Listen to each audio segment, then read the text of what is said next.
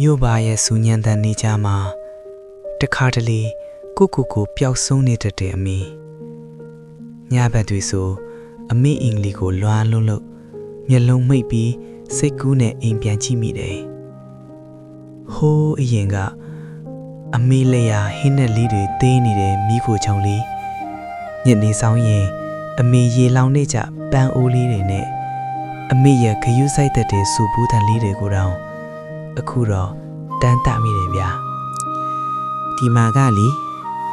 စားသမျှဟင်းဒီအမေလက်ရလို့လုံးဝမမြင်ဘူးအိတ်ကအိတ်ရကလည်း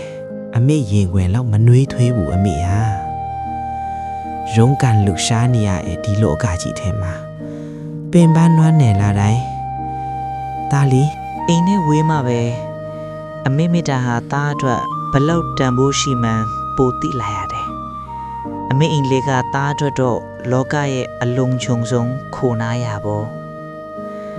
မကြခင်မှာအမေစီကိုအရောက်ပြင်လာခဲ့ပါမယ်အမေဒါအမေကိုအယံလွမ်းနေ